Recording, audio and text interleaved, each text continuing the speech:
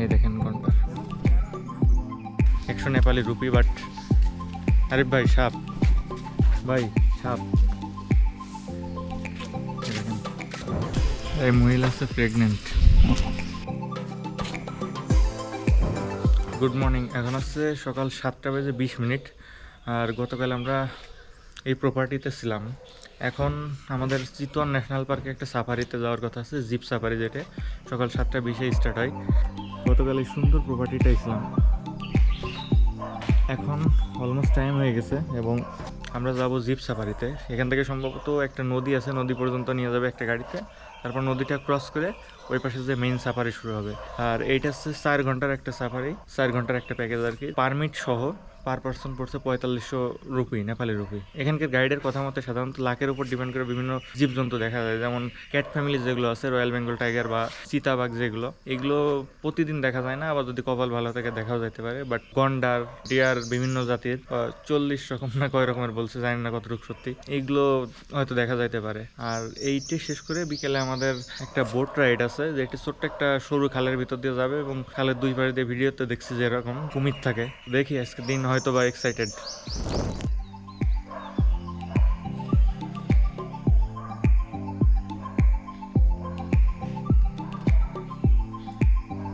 বলেন, আপনি কি এক্সাইটেড জিপ সাফারিতে যাওয়ার জন্য? অবশ্যই। কিন্তু আপনার বাঘের ভয় নাই? না, বাগের দেশের মানুষ আমরা। কিন্তু সামনে যদি বাঘ দেখেন আর গন্ডার, আপনার যে মানুষ বলে যে আপনার চামড়া কি গন্ডারের মতো, সেই গন্ডার যদি দেখেন সেই গন্ডারের মতো হবে। আমাদের হচ্ছে এই গাড়িতে করে এখন আর একটা গাড়ি পর্যন্ত ড্রপ করবে।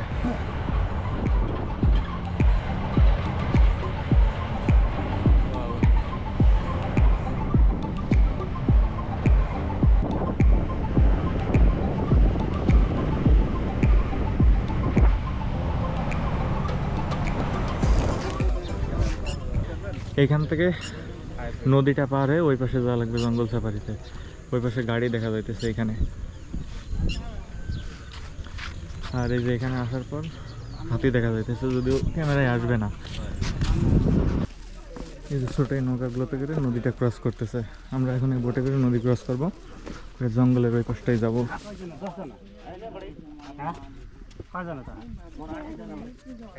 আমরা যে এই বোটে করে আসছি এখন নদীটা পার হবো।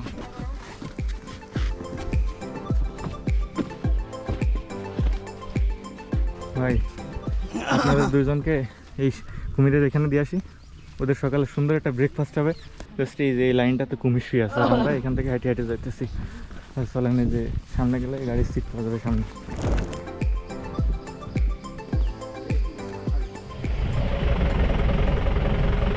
সব এখানে ওয়েট করতেছে যাত্রীদের জন্য।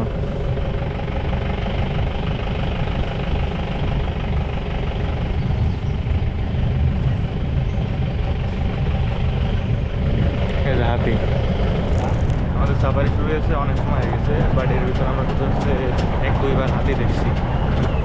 জঙ্গলের রাস্তা ধরে গাড়ি যাইতেছে।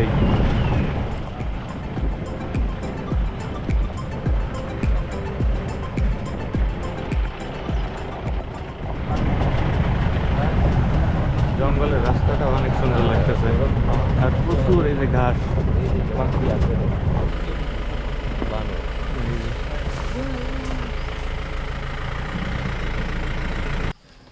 এখানে সৌরিন রয়েছে, কিন্তু সবার কথা শুনে দৌড় মারছে। আমরা বের হয়েছি অলমোস্ট 1 ঘন্টার বেশি হয়ে গেছে, প্রায় 1.5 ঘন্টা। আর এর ভিতরে আমরা এক্সপ্লোর করতে পারছি হচ্ছে গন্ডার, ময়ূর, তারপর লিজার্ড আর কি। আমরা আবার একটা জিডি পার হবো।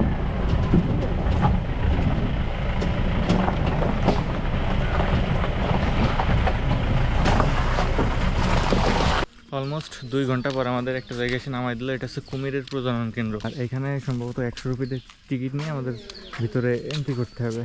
আজকে এখন আসার পথে দেখছি গন্ডার, ময়ূর আর কি মনে নাই, এসব ঘুমাইতেছে। এগুলো হচ্ছে ঘাড়িয়াল। এটা হচ্ছে যে কুমিরের প্রজনন কেন্দ্র। এখানে প্রত্যেকটা পুকুরেই ছোট ছোট বিভিন্ন জাতের কুমির আছে। ভাই, আপনাকে যদি এর ভিতর দেওয়া হয় ওদের ব্রেকফাস্টটা সুন্দর হবে। এখানকার জন্য এন্ট্রি ফি ছিল 100 টাকা, 100 নেপালি রুপি। বাট আরে ভাই সাপ, ভাই সাপ। এই দেখেন সুমন সাপ, ওয়াও সাপ, আসিস না।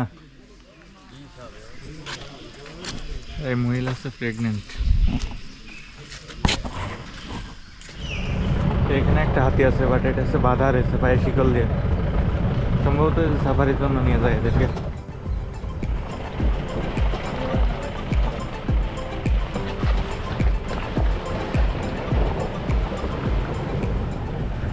নদী পার হইতেছি, আর এটা সবথেকে দোষ এক্সপিরিয়েন্স।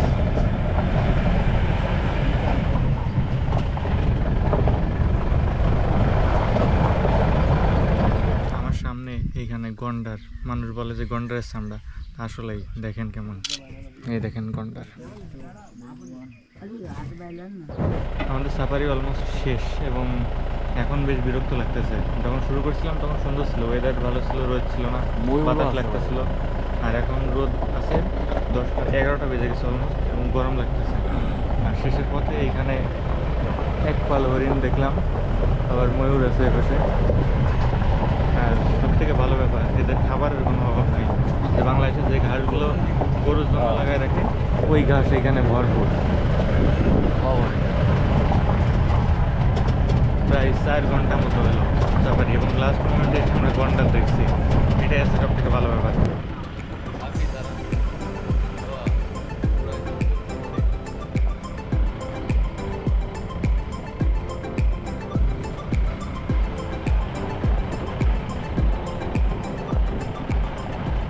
আমাদের ন্যাশনাল পার্কে সাফারি শেষ। এই যে এই জঙ্গলটা থেকে আসলাম, আর এই নদী পার হয়ে এই যে এখানে আছে সৌরা, এই পাশে আমাদের রিসোর্ট। এখন বাজে যাচ্ছে 11টা, 4 ঘন্টা মতো সাফারি চলছে। এই যে এখন ডাল সিজন, তো যার জন্য হচ্ছে টাইগার বা ক্যাট ফ্যামিলি যেগুলো আছে বা হাতি, ওইগুলো এরকম এই লোকালয়ের সাইডে দেখা যায় না।